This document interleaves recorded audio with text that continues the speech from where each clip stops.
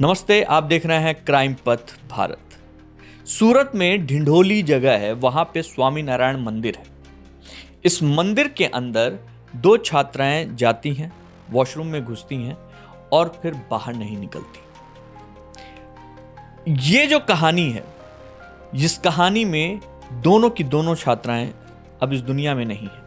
उन्होंने जो कुछ किया है वो सब रहस्य के ऐसे दायरे में घिरा हुआ है कि आप सुनेंगे तो आपके दिमाग में भी ये लगातार उलझन पैदा रहेगी कि आखिर क्यों किया। दरअसल जो अभी तक की रिपोर्ट के हिसाब से सामने आया है वो ये कि एक सीसीटीवी में दिखा कि एक टू व्हीलर आती है और वो टू व्हीलर स्वामीनारायण मंदिर के जो जहाँ पे पार्किंग है वहाँ खड़ी होती है। उसके बाद दो छात्राएं आती हैं, अंदर जाती हैं और वॉशरूम की तरफ जाती हुई दिखाई देती हैं।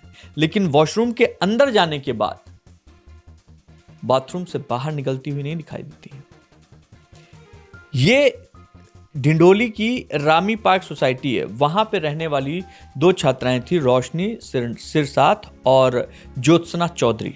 दोनों बचपन की दोस्त, दोनों एक साथ सारा काम करती थी, दोनों कॉलेज भी हमेशा साथ जाती थी, घर भी वापस आती थी। उस दिन वो घर नहीं आई, समय ज्यादा हो गया, फोन मिलाया जा रहा था, फोन नहीं उठा रही थी। तब पुलिस को बताया गया। पुलिस ने जब तलाश शुरू की तो वो तलाश कहां जाके खत्म हुई? स्वामीनारायण मंदिर के बाथरूम में, जहां इन दोनों लड़कियों के शव मिले थे। जांच जारी है। जांच में एक चीज सबसे पहले सामने आई, वो ये कि चैट जीपीटी से लड़कियों ने क्या पूछा था, आत्महत्या कैसे किया। अब ये जो सवाल था, इस सवाल के बाद ही सारा खेल बदल गया है। जो घटनास्थल पे साक्ष्य मिले हैं उनको फॉरेंसिक जांच के लिए भेजा गया है। दरअसल उन दोनों लड़कियों के शव के एकदम बगल में क्लोरोफॉर्म की भरी हुई बोतल मिली। एक खाली बोतल के साथ इंजेक्शन सिरिंज भी मिली। पुलिस ने दोनों शवों को पोस्टमार्टम के लिए अस्पताल भेज दिया है। क्लोरोफॉर्म की बोतल, इंजेक्शन, ये सब कुछ एफएसएल को जांच के लिए भेज दिया है। रिपोर्ट आने के बाद अपने आप पता चलेगा कि दोनों की मौत कैसे हुई। उस मोबाइल में एक प्रेस नोट भी मिला है जिसमें डिंडोली इलाके की एक लड़की के बारे में जो बातचीत थी वो है प्रेस नोट। उसमें आत्महत्या का एनेस्थीसिया से आत्महत्या कैसे की थी इसके बारे में। अब ये पूरी घटना मानसिक स्वास्थ्य पर गंभीर चर्चा खड़ा करती है। मतलब इसको कैसे मैं आपको बयां करूं, क्योंकि हर माँ बाप के लिए इससे ज्यादा तनाव, चिंता और भावनात्मक दबाव नहीं हो सकता।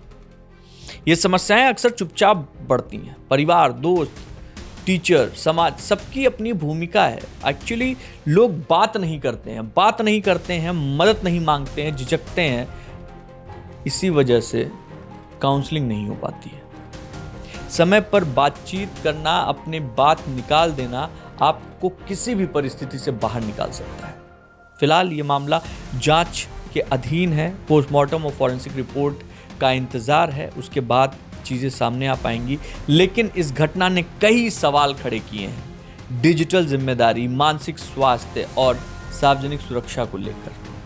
हम आपसे अपील करते हैं कि संवेदनशील खबरों को जिम्मेदारी से देखा जाए और उसको तभी साझा करें जब आपको लगे कि हाँ, ये साझा करने लायक खबर है।